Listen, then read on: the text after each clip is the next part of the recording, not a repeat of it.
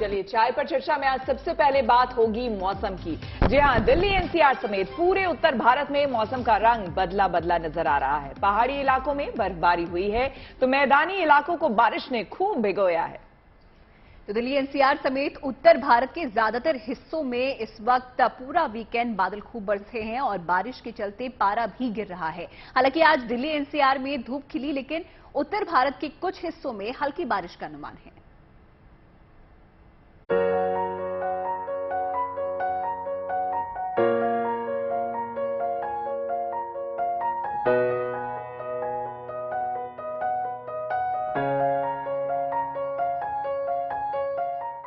उत्तराखंड हो, हिमाचल या कश्मीर घाटी, बर्फीली फुहारों से पहाड़ी इलाके सराबोर हैं। स्नोफॉल की इस बहार में सैलानी खुशी से झूम रहे हैं। पहाड़ों की इस बर्फबारी ने दिल्ली एनसीआर समेत मैदानी इलाकों में भी मौसम की रंगत बदल दी है।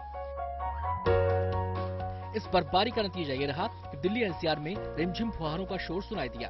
वीकेंड भीगा भीगा बीता। रविवार रात तो न केवल बादल गरजे, न केवल बिजली कड़की, बरसात भी खूब हुई। मौसम विभाग के मुताबिक दिल्ली में अधिकतम तापमान 17.2 डिग्री रिकॉर्ड किया गया, जो कि सामान्य से 5 डिग्री कम है।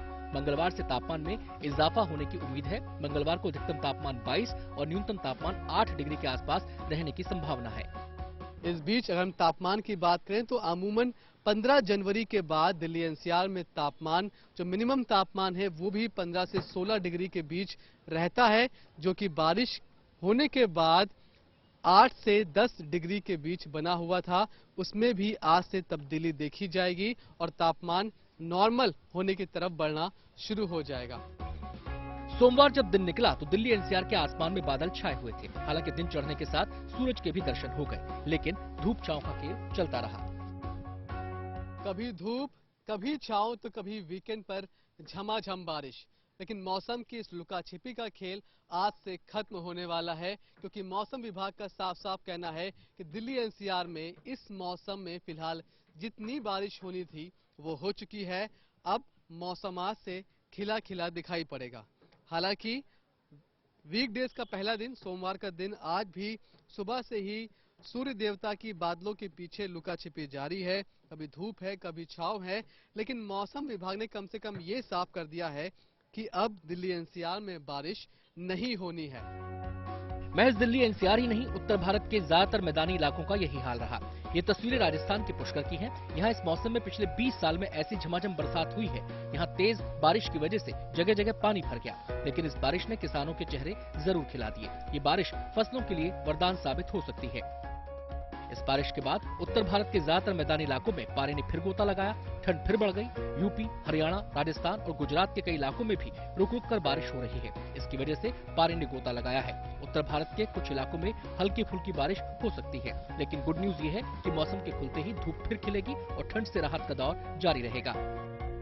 जैसे आप एनसीआर दिल्ली की बात करें, एनसीआर दिल्ली में भी ऑलमोस्ट 2 सेंटीमीटर तक रेनफॉल रहा। कल पूरा दिन रेनफॉल रहा, मॉर्निंग आवर्स में भी रहा।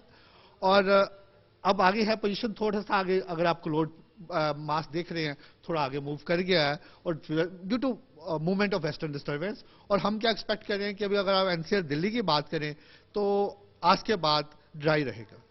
इसमें कोई हम वेदर एक्सपेक्ट नहीं कर रहे।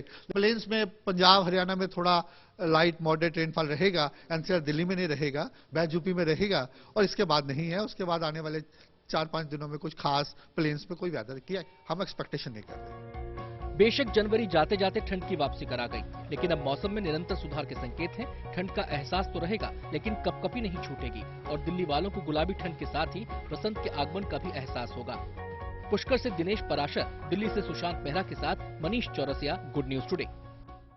मैदानी इलाकों में मौसम के बाद अब रुख करते हैं पहाड़ों का। सबसे पहले हम आपको दिखाते हैं जम्मू कश्मीर का नजारा। रविवार रात बर्फबारी का जो सिलसिला शुरू हुआ वो आज भी जारी है। श्रीनगर ने तो मानो बर्फ की चादर ओढ़ ली हो। बिल्कुल, बर्फीली पहाड़ियों का जो नजारा है वो बेहद खूबसूरत है। तो साइड इफेक्ट भी दिखाई दिए हैं। सड़कों और रेलवे लाइंस पर भी बर्फ की सफेद चादर बिछी हुई नजर आई, जिसे हटाने का काम लगातार जारी है ताकि आवाजाही चलती रहे। हालांकि बदले हुए मौसम से पर्यटकों के चेहरे खिल उठे हैं। आसमान से गिर रही बर्फीली फुहारों का सैलानी जमकर लुत्फ उठा रहे हैं।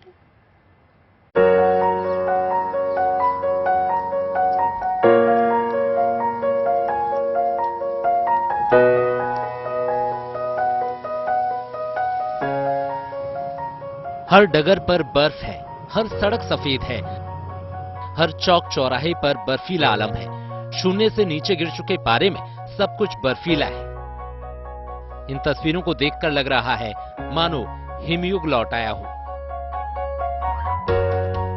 कुदरत ने इस खूबसूरती से धरती के स्वर्ग कहे जाने वाले जम्मू कश्मीर का श्रृंगार किया है कि वाकई ये जमीन जन्नत सी लग रही है। श्रीनगर ने बर्फ की सफेद चादर ओढ़ ली है। रविवार से ही झमाझम बर्फबारी लगातार यहां जारी है। क्या पेड़ पौधे, क्या गाड़ियां, क्या मकान, सब बर्फ से ढक चुके हैं। बिजली के खंभे, तार, ग्रिल, सब पर बर्फ की मोटी परत जम गई है। सड़कों पर सोमवार सुबह तक 5 से 6 इंच बर्फ की मोटी परत बिछ गई। आज भी दिन भर हिमपात के आसार हैं। ऐसे में ये बर्फीली परत और कितनी मोटी होगी, ये कहना मुश्किल है। रविवार शाम से कश्मीर में भारी बर्फबारी हो रही है। पूरे रात पूरे कश्मीर में बर्फबारी हुई और श्रीनगर की सड़कों का आप ये अंदाजा लगा सकते हैं। कोई आवाजाही नहीं हो पा रही है यहाँ इन सड़कों पर। इक्का दुक्का वाहन जो हैं सुबह अपनी कोशिश से चल रहे हैं, लेकिन अभी तक अधिकतर सड़कें जो हैं वो साफ नहीं हुई है। श्रीनगर में करीब 5 से 6 इंच बर्फ सड़कों पर रात के भीतर जमा हुई है और लगातार बर्फबारी हो रही है। फिलहाल दूसरे इलाकों की अगर बात करें, काजीगुंड, अनंतनाग या फिर गुलमर्ग, शोपियान, पुलवामा, 1 से 2 फुट बर्फ जो है सड़कों पर जमा हो चुकी है। मौसम विभाग का कहना है कि पूरे दिन भर इसी तरह कश्मीर में बर्फबारी होती रहेगी। बारामूला की इन तस्वीरों को देखिए। इस खूबसूरती को देखकर कौन रोमांचित नहीं होगा। आसमान से गिरती बर्फ की फुहारें धरती का मानो श्रृंगार कर रही हैं। ऐसा लग रहा है कि कुदरत ने कूची से कैनवस पर सफेद आकृतियां उकेरी हों और फिर उसमें सफेद रंग भर दिए हों। सैलानियों की तो मानो लॉटरी निकल पड़ी है। स्नोफॉल की ऐसी सौगात देखकर हर कोई रोमांचित है। बर्फ की बरसात में भीगकर दिल की मुंहमांगी मुराद पूरी हो गई है। सैलानी एक दूसरे पर बर्फ के गोले फेंककर खेल रहे हैं, बर्फ की फुहारों के नीचे भीग रहे हैं, सेल्फी ले रहे हैं। आखिर ऐसा मौसम फिर इतनी जल्दी कहां मिलने वाला है? ये कश्मीर की पहचान है। इस महीने में बर्फ होती है तो इसी से हमारे यहाँ टूरिज्म बढ़ता है। लोग आएंगे क्योंकि लोगों में उत्साह है, लोग बहुत खुश है, लोगों में जोश है, लोग भी जो है तब्दीली चाहते हैं। भीषण बर्फबारी स्थानीय लोगों के लिए परेशानी भी लेकर आई है। भारी बर्फबारी के चलते लोग घरों में बंद हैं, सड़कें सुनसान हैं। हालांकि सड़कों पर बिछी बर्फ को हटाने का काम लगातार जारी है, जिससे आवाजाही में ज्यादा परेशानी न हो। बावजूद इसके श्रीनगर के ज्यादातर रास्ते बर्फबारी से बंद हैं। आज होने वाली सभी पीजी, इंजीनियरिंग और दूसरी परीक्षाएं खराब मौसम को देखते हुए स्थगित कर दी गई हैं। श्रीनगर से अशरफ वानी के साथ bureau report, good news today. और अब रुक करते हैं देवभूमि उत्तराखंड का। मौसम ने यहां भी करवट बदली है। बर्फबारी का जो दौर थम गया था वो फिर से शुरू हो गया। राज्य के कई हिस्सों में जमकर बर्फबारी हुई है। बर्फबारी के कारण आपको बता दें, उत्तराखंड के तमाम हिल स्टेशंस पर इन दिनों सैलानियों को बर्फबारी की सौगात मिल रही है। धनौल्टी और चमोली में तो पहाड़ियों पर बर्फ की चादर बिछ गई है। गंगोत्री मंदिर का पूरा परिसर बर्फ से ढक गया है।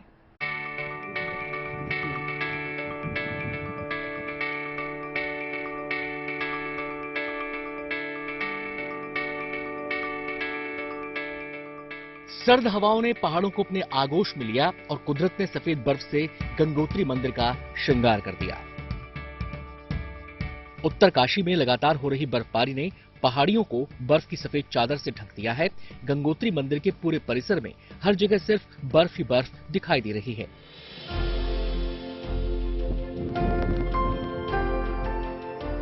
धनौल्टी में पिछले कई दिनों से सैलानियों को बर्फबारी का इंतजार था।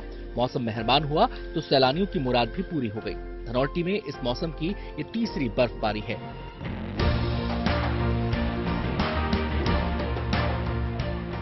लगातार हो रही बर्फबारी से उत्तराखंड के तमाम हिल स्टेशंस पर पर्यटकों को बर्फ की सौगात मिल रही है। चमोली में दूर दूर तक पहाड़ बर्फ से लदे नजर आ रहे हैं। ये बर्फ सैलानियों के साथ साथ कारोबारियों के चेहरों पर भी मुस्कान ला रही है।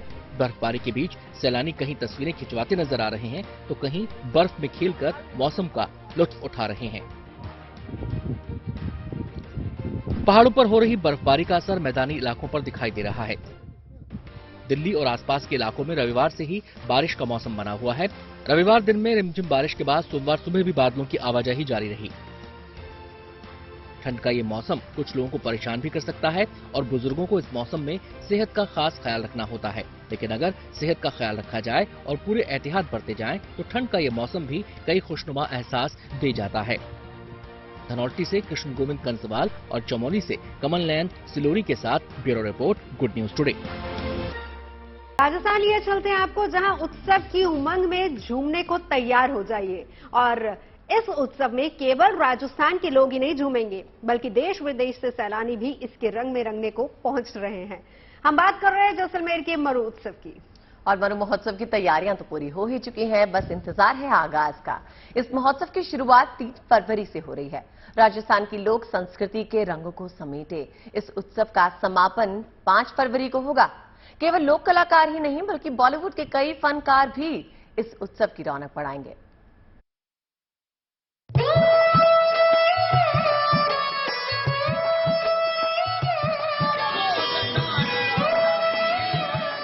राजस्थान के रंग में ढलना हो या फिर राजस्थानी संगीत पर थिरकना हो, जैसलमेर इसके लिए तैयार है।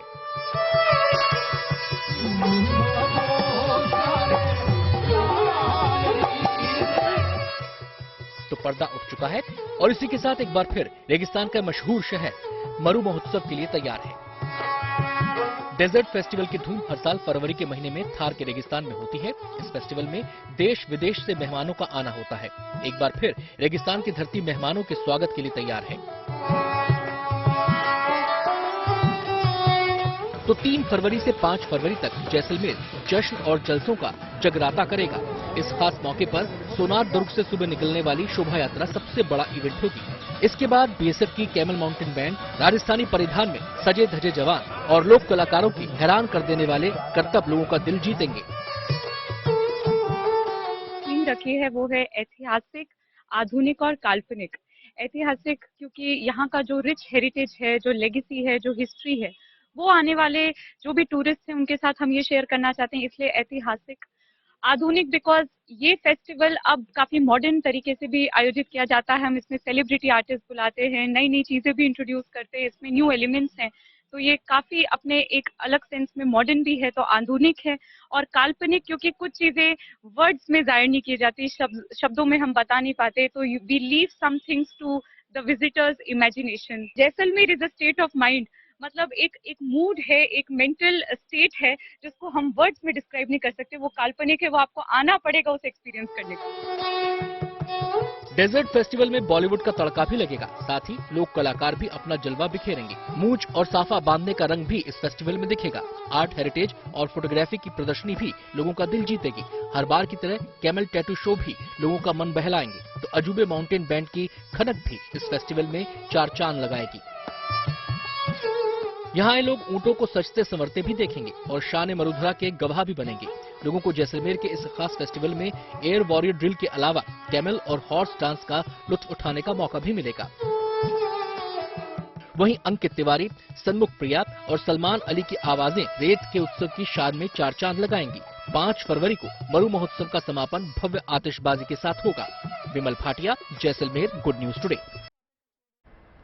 और चलिए अब आपको आस्था और धर्म से जुड़ी हुई एक तस्वीर दिखा देते हैं और लिए चलते हैं राजस्थान, जहां पर कोटपुतली के लक्की मेले में हर साल हजारों की संख्या में श्रद्धालु पहुंचते हैं। ये मेला इस साल भी यहां पर लग रहा है, लेकिन इस बार ये कुछ खास होने वाला है।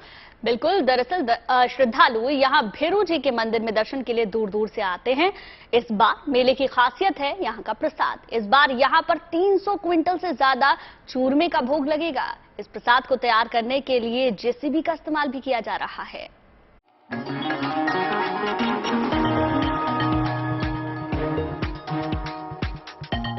अगर आप ये मान रहे हैं कि जेसीबी मोरंग उठा रही है तो गलत है।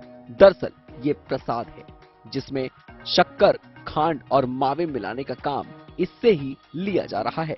तस्वीरें जयपुर से 90 किलोमीटर दूर कोटपुतली कस्बे के कुल्हाड़ा गांव की हैं, जहां भैरव जी का लक्खी मेला लगता आ रहा है। भगवान भैरव जी का भंडारा विशाल भंडारा होता है और साल में एक बार होता है और कई साल से होता है। हमारे 5-7 तहसीलों में यहाँ एकत्रित होते हैं 30 तारीख को। पिछले कई सालों से इसका आयोजन होता आ रहा है। इस बार 350 क्विंटल प्रसाद बनाने की तैयारी है, इसीलिए जेसीबी के साथ थ्रेशर मशीन इस्तेमाल हुई है।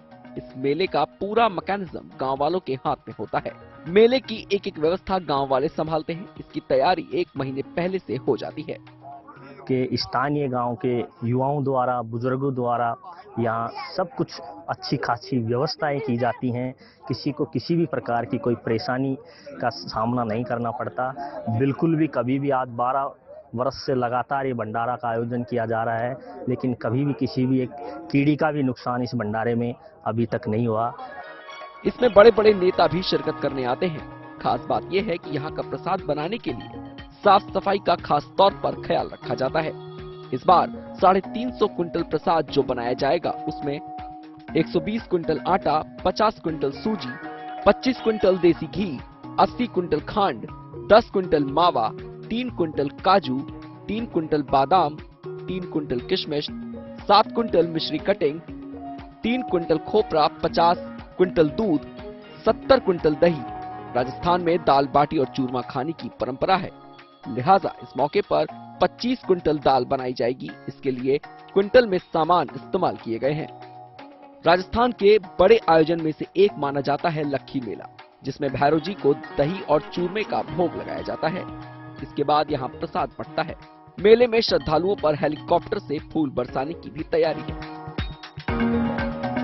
जयपुर से विक्रांत शर्मा के साथ bureau report, good news today. और अब आपको लिए चलते हैं महाकाल की नगरी उज्जैन। महाकाल मंदिर लोगों की आस्था का केंद्र है। यहाँ हर साल करोड़ों श्रद्धालु बाबा महाकाल के दर्शन के लिए आते हैं। पर्यावरण संरक्षण की दिशा में मंदिर प्रबंधन ने बड़ा कदम उठाया है। दरअसल महाकाल की पूजा अर्चना के लिए हर रोज भारी मात्रा में फूल और अन्य पूजा सामग्री का इस्तेमाल होता है। मंदिर प्रबंधन ने इस वेस्ट पूजा सामग्री को रिसाइकिल करने का फैसला किया है। इससे खाद बनाई जाएगी और उसका इस्तेमाल बागवानी में होगा।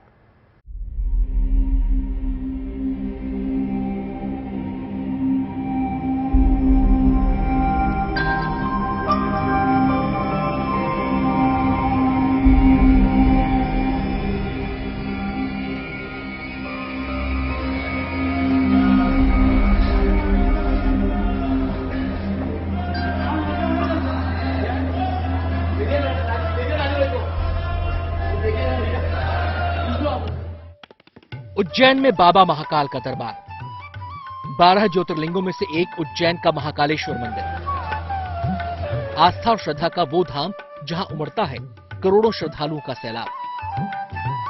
कहते हैं जिसने सच्चे मन से बाबा महाकाल के दर्शन कर लिए उसका बेड़ा पार है। कल्याण की यही कामना लेकर बाबा के दर पर भक्तों का रेला उमड़ता है। लेकिन अब बाबा के इस भव्य धाम को और बेहतर बनाने की कवायद तेज हो गई है। बाबा महाकाल के इस भव्य लोक की छटा को बनाए रखने के लिए मंदिर परिसर को जीरो वेस्ट क्षेत्र बनाने की तैयारी की जा रही है। दरअसल महाकाल मंदिर में हर दिन लगभग 5 क्विंटल से ज्यादा वेस्ट निकलता है, लेकिन अब इससे खाद तैयार की जाएगी। अब मंदिर से जो भी वेस्ट निकलेगा उसे 3R तकनीक के जरिए रिसाइकल किया जाएगा।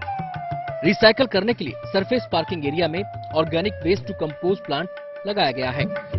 इस प्लांट में 3R तकनीक के जरिए गीले और सूखे कचरे को रिसाइकल कर खाद तैयार की जाएगी। इस खाद का उपयोग महाकाल लोक के आसपास लगाए गए पेड़ पौधों में होगा। मंदिर के आसपास की दुकानों पर सिंगल यूज प्लास्टिक पर भी पूरी तरह रोक लगा दी गई है। महाकालेश्वर मंदिर में जो भगवान महाकालेश्वर को चढ़ने वाला प्रतिदिन जो भी पुष्प वगैरह चढ़ते हैं उसको मतलब जीरो वेस्ट की तरह का उपयोग किया जाएगा और उससे जो पुष्प निकलने वाले हैं उससे फूल बत्ती वगैरह और अगरबत्ती वगैरह बनाई जाएगी। कुछ दिन पहले प्रधानमंत्री मोदी ने महाकाल लोक जनता को समर्पित किया था। उसके बाद से यहाँ आने वाले भक्तों की तादाद में भारी बढ़ोतरी हुई है, जिसकी वजह से मंदिर की साफ सफाई दुरुस्त रखना एक चुनौती बन गया है। लेकिन अब महाकाल परिसर प्रदेश का पहला जीरो वेस्ट मंदिर बनने की कगार पर है। Bureau report, good news today. चलिए अब बात कर लेते हैं खेल के मैदान की, जहां पर देश की बेटियों ने कमाल कर दिखाया है। जी हां, बेटियों की कामयाबी पर अब पूरा देश झूम रहा है। देर रात जीत का ये उत्सव चलता रहा। देश की बेटियों ने अंडर 19 T20 महिला वर्ल्ड कप में देश की झोली में ये कप डाल दिया है। बिल्कुल, वर्ल्ड कप के फाइनल मुकाबले में भारतीय टीम ने इंग्लैंड को 7 विकेट से हराया। ये जीत इसलिए भी खास है कि ये पहला आईसीसी खिताब है जिसे देश की महिला क्रिकेट टीम ने जीता है। बेटियों ने जीत का परचम फहराया तो देश में जश्न का दौर भी शुरू हो गया। चेहरे पर ये खुशी बताने के लिए काफी है कि ये कितनी खुशकिस्मत माँ है। मेरे को क्या सबको खुशी हो रही है। इनकी बेटी ने वो कर दिखाया जिसका सपना परिवार और देश बरसों से देख रहा था। ये है अंडर 19 भारतीय महिला T20 टीम की कप्तान शेफाली वर्मा की मां। शेफाली ने परिवार और देश को वो तोहफा दिया है जिससे हर भारतीय का सीना गर्व से चौड़ा हो गया है। इसमें शेफाली वर्मा के जो एकेडमी है वहाँ पर मौजूद है। आप देख सकते हैं शेफाली वर्मा का जो परिवार यहाँ पर आया, काफी जश्न का माहौल है। ये लोगों का हुजूम देश को मिली बड़ी जीत को सेलिब्रेट करने के लिए उमड़ा है। जगह है हरियाणा का रोहतक, जहां की एक क्रिकेट एकेडमी में शेफाली का परिवार घंटों ऐसे ही टीवी के सामने बैठा रहा। इस दौरान वहां शेफाली के कोच और परिचित भी मौजूद रहे। वो 8 साल से ही खेलने स्टार्ट कर दिया था। 8 साल से अब तक खेल रही है, आगे भी खेल लेगी। शनिवार को ही शेफाली का जन्मदिन था और जन्मदिन पर ही शेफाली ने परिवार को विश्व कप का तोहफा देने की बात कही थी। अब परिवार उनके जोरदार स्वागत के लिए तैयार है। जैसा वो कहेगी वैसा ही करेंगे, उससे ज्यादा ही करेंगे। अच्छा, खाते क्या है, पसंद क्या है उसका? सब कुछ खाती है वो, ऐसा कुछ नहीं, नॉन वेज नहीं खाती और सब कुछ खाती है। ये वो टीम है जिसमें छोटे छोटे शहरों की युवा प्रतिभाएं बड़ा कमाल कर रही हैं। फाइनल मैच में क्रिकेटर सोनम यादव ने भी अच्छा प्रदर्शन किया। उन्होंने 1 विकेट झटका। सोनम यूपी के फिरोजाबाद की रहने वाली हैं। जीत के बाद उन्होंने अपने परिवार से बात की। साथ ही उन्होंने जीएनटी की टीम से भी सीधे दक्षिण अफ्रीका से खुशी जाहिर की। बता नहीं सकती, बहुत ज्यादा खुशी है मेरे को। आज की जीत का श्रेय किसको देंगी? मेरी सारी टीम मेंबर सबको। वहीं इस दौरान सोनम बात करते हुए भावुक भी हो गई। सोनम के पिता कांच के कारखाने में काम करते हैं। उनके परिवार का कहना है कि सोनम जब 13 साल की थी तभी से उनके क्रिकेट के प्रति काफी रुचि बनने लगी थी। अब परिवार उनकी कामयाबी से काफी खुश है। जाहिर है देश की इन बेटियों ने छोटी जगहों से बड़े सपने देखे और उन्हें साकार भी किया। मुश्किलें आई जरूर, लेकिन उनकी परवाह नहीं की। Bureau report, good news today. और अब आपको मिलवाते हैं कि ऐसे युवा से जिसने पहाड़ और पर्यावरण को अपनी जिंदगी बना लिया। अपने इस मिशन के लिए इस युवा ने अपने अंगदान का ऐलान तक कर दिया है ताकि मौत के बाद लकड़ी काटने की नौबत न आए। बिल्कुल, और इस समर्पित युवा ने अपनी नौकरी तक छोड़ दी है और यही वजह है कि इस युवक को हिमालयन पुत्र समेत न जाने कितने ही पुरस्कार अब तक मिल चुके हैं। ये कहानी है नैनीताल के चंदन की, जिनका जीवन सबके लिए मिसाल बन गया है।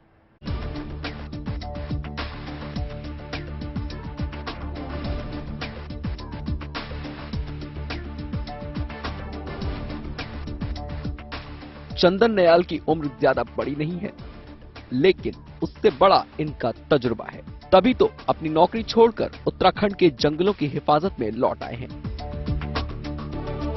और अब पर्यावरण के लिए एक मुहिम छेड़ दी है, जिसमें वो न केवल जंगलों को बचा रहे हैं, उन्हें वापस हरा भरा कर रहे हैं, बल्कि जल संरक्षण कर पानी के संकट को खत्म करने में भी जुटे हुए हैं। चंदन ने खुद 55,000 से ज्यादा पेड़ लगाए हैं, जबकि उनकी तरफ से 50-60 हजार फलदार पौधे बांटे जा चुके हैं।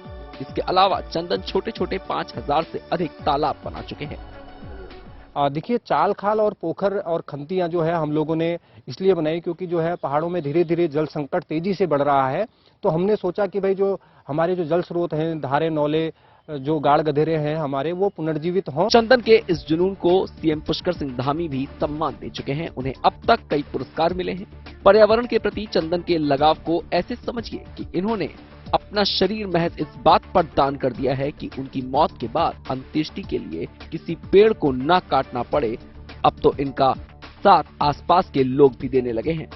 चंदन की जगह ये अलख उत्तराखंड के लोगों को अगर समझ आ गई तो यकीनन जंगल भी बचेंगे और पहाड़ भी, जिन्हें विकास और इंसानों की जरूरतों के लिए न चाहते हुए भी अपनी बलि देनी पड़ रही है। नैनीताल से Rahul Singh, Dharmwal, good news today.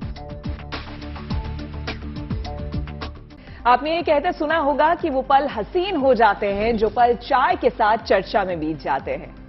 चाय पर केवल चर्चा ही नहीं होती, चाय पर ढेर सारी अच्छी यादें भी दी जाती हैं। बिल्कुल, जैसे बिना टोस्ट के चाय अधूरी है, वैसे ही बिना दोस्त के भी चाय पर चर्चा अधूरी है। और बरसती बारिश में कोई अच्छी खबरों का भंडार ले आए, मौसम सर्द है तो कोई अदरक वाली चाय ले आए तो मजा ही आ जाता है। अदिति और अदरक वाली चाय कमाल है। तो मौसम तो देखिए बदलते रहता है, लेकिन चाय का मजा ना हर मौसम में अलग होता है। बिल्कुल हमारी खबरों की तरह। तो कल 4 बजे चाय पर चर्चा फिर से करेंगे।